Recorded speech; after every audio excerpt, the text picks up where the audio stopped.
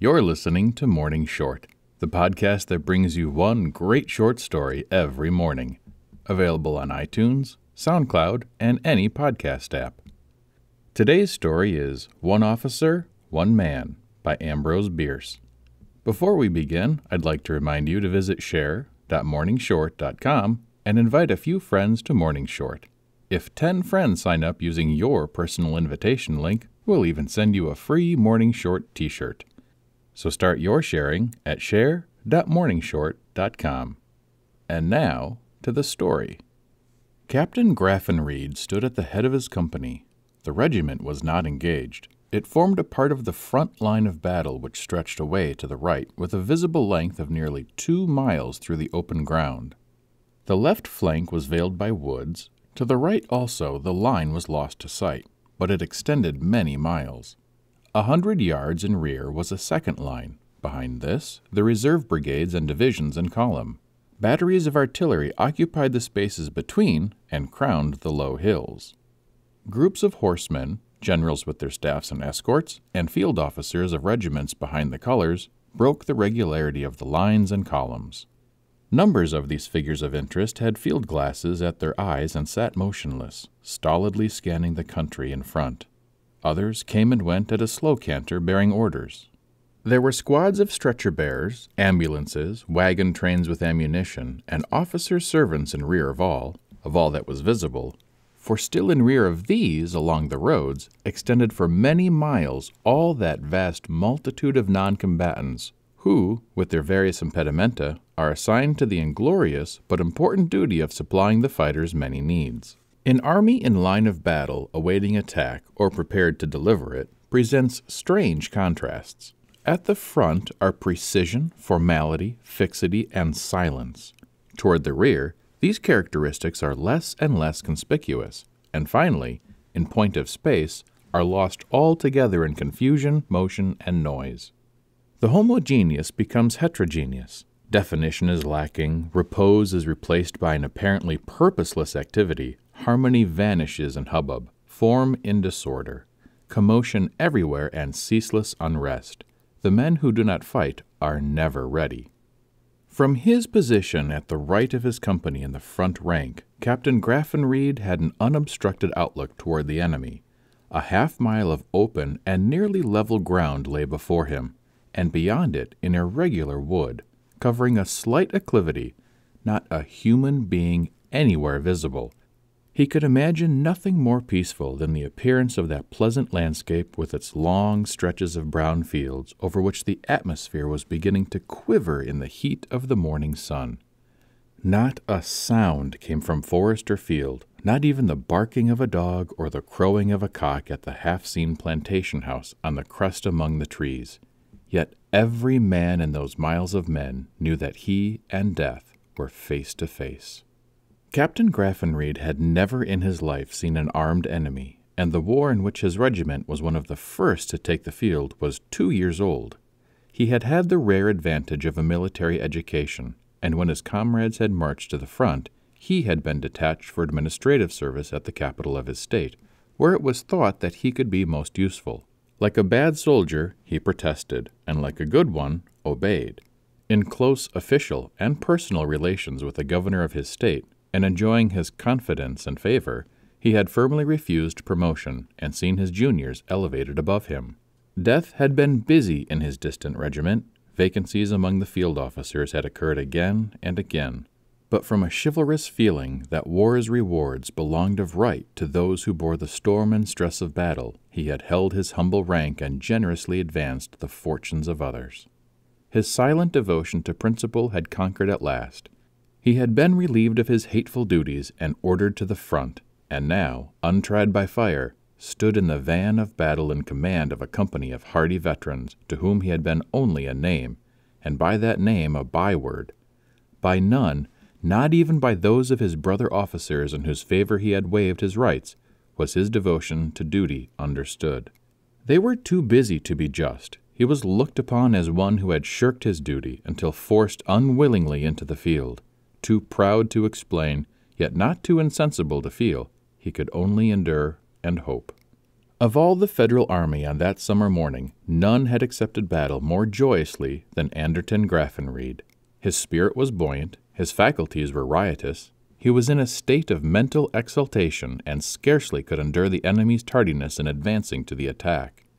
To him, this was opportunity. For the result, he cared nothing. Victory or defeat, as God might will, in one or in the other, he should prove himself a soldier and a hero. He should vindicate his right to the respect of his men and the companionship of his brother officers, to the consideration of his superiors. How his heart leaped in his breast as the bugle sounded the stirring notes of the assembly. With a light tread, scarcely conscious of the earth beneath his feet, he strode forward at the head of his company. How exultingly he noted the tactical dispositions which placed his regiment at the front line. And if, perchance, some memory came to him of a pair of dark eyes that might take on a tenderer light in reading the account of that day's doings, who shall blame him for the unmartial thought, or count it a debasement of soldierly ardor?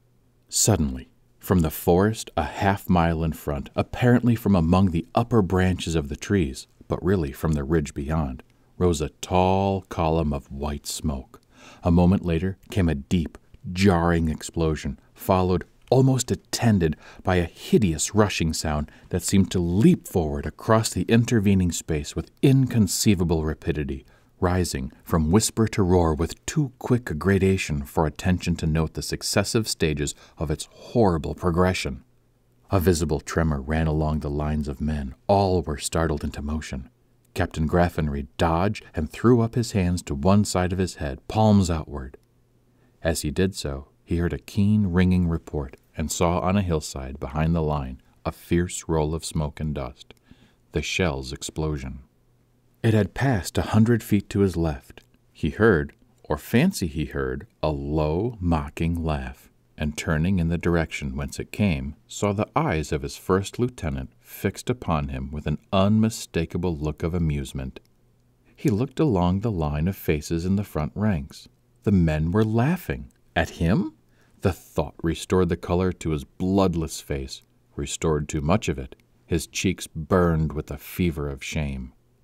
The enemy's shot was not answered. The officer in command at that exposed part of the line had evidently no desire to provoke a cannonade. For the forbearance, Captain Graffenreid was conscious of a sense of gratitude. He had not known that the flight of a projectile was a phenomenon of so appalling character. His conception of war had already undergone a profound change, and he was conscious that his new feeling was manifesting itself in visible perturbation. His blood was boiling in his veins. He had a choking sensation, and felt that if he had a command to give, it would be inaudible, or at least unintelligible. The hand in which he held his sword trembled. The other moved automatically, clutching at various parts of his clothing. He found a difficulty in standing still, and fancied that his men observed it. Was it fear? He feared it was. From somewhere away to the right came, as the wind served, a low, intermittent murmur, like that of ocean in a storm, like that of a distant railway train, like that of wind among the pines, 3 sounds so nearly alike that the ear, unaided by judgment, cannot distinguish them one from another. The eyes of the troops were drawn in that direction. The mounted officers turned their field glasses that way. Mingled with the sound was an irregular throbbing. He thought it, at first, the beating of his fevered blood in his ears. Next, the distant tapping of a bass drum. "The ball is opened on the right flank," said an officer. Captain Graffenreid understood. The sounds were musketry and artillery. He nodded and tried to smile. There was apparently nothing infectious in the smile. Presently, a light line of blue smoke puffs broke out along the edge of the wood in front, succeeded by a crackle of rifles. There were keen, sharp hissings in the air, terminating abruptly with a thump nearby. The man at Captain Graffenreid's side dropped his rifle. His knees gave way, and he pitched awkwardly forward, falling upon his face. Somebody shouted, "Lie down!" and the dead man was hardly distinguishable from the living. It looked as if those few rifle shots had slain 10,000 men. Only the field officers remained erect. Their concession to the emergency consisted in dismounting and sending their horses to the shelter of the low hills immediately in rear. Captain Graffenreid lay alongside the dead man, from beneath whose breast flowed a little rill of blood. It had a faint, sweetish odor that sickened him. The face was crushed into the earth and flattened. It looked yellow already, and was repulsive. Nothing suggested the glory of a soldier's death, nor mitigated the loathsomeness of the incident. He could not turn his back upon the body without facing away from his company. He fixed his eyes upon the forest, where all again was silent. He tried to imagine what was going on there, the lines of troops forming to attack, the guns being pushed forward by hand to the edge of the open. He fancied he could see their black muzzles protruding from the undergrowth, ready to deliver their storm of missiles, such missiles as the one whose shriek had so unsettled his nerves. The distension of his eyes became painful. A mist seemed to gather before them.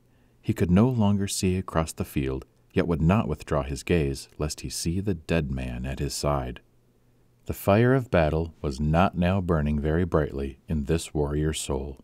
From inaction had come introspection. He sought rather to analyze his feelings than distinguish himself by courage and devotion. The result was profoundly disappointing. He covered his face with his hands and groaned aloud. The hoarse murmur of battle grew more and more distinct upon the right. The murmur had, indeed, become a roar, the throbbing, a thunder. The sounds had worked round obliquely to the front. Evidently, the enemy's left was being driven back, and the propitious moment to move against the salient angle of his line would soon arrive. The silence and mystery in front were ominous. All felt that they boded evil to the assailants. Behind the prostrate line sounded the hoofbeats of galloping horses. The men turned to look. A dozen staff officers were riding to the various brigade and regimental commanders who had remounted. A moment more, and there was a chorus of voices, all uttering out of time the same words. "Attention, battalion!" The men sprang to their feet and were aligned by the company commanders. They awaited the word forward, awaited, too, with beating hearts and set teeth, the gusts of lead and iron that were to smite them at their first movement in obedience to that word. The word was not given. The tempest did not break out. The delay was hideous, maddening. It unnerved like a respite at the guillotine. Captain Graffenreid stood at the head of his company, the dead man at his feet. He heard the battle on the right, rattle and crash of musketry, ceaseless thunder of cannon, desultory cheers of invisible combatants. He marked ascending clouds of smoke from distant forests. He noted the sinister silence of the forest in front. These contrasting extremes affected the whole range of his sensibilities. The strain upon his nervous organization was insupportable. He grew hot and cold by turns. He panted like a dog, and then forgot to breathe until reminded by vertigo. Suddenly, he grew calm. Glancing downward, his eyes had fallen upon his naked sword as he held it point to earth. Foreshortened to his view, it resembled somewhat, he thought, the short, heavy blade of the ancient Roman. The fancy was full of suggestion, malign, fateful, heroic. The sergeant in the rear rank, immediately behind Captain Graffenreid, now observed a strange sight. His attention drawn by an uncommon movement made by the captain, a sudden reaching forward of the hands, and their energetic withdrawal, throwing the elbows out as in pulling an oar. He saw spring from between the officer's shoulders a bright point of metal which prolonged itself outward nearly a half-arm's length. A blade! It was faintly streaked with crimson, and its point approached so near to the sergeant's breast, and with so quick a movement, that he shrank backward in alarm. That moment, Captain Graffenreid pitched heavily forward upon the dead man, and died. A week later, the Major General commanding the Left Corps of the Federal Army submitted the following official report. Sir, I have the honor to report, with regard to the action of the 19th instant, that owing to the enemy's withdrawal from my front to reinforce his beaten left, my command was not seriously engaged. My loss was as follows: killed 1 officer, 1 man. Thanks for listening to the Morning Short Podcast. I'd like to remind you to rate this episode 5 stars on iTunes and to visit share.morningshort.com to invite your family and friends to listen to stories from Morning Short. Learn more about the Morning Short Project and sign up for our daily emails at morningshort.com.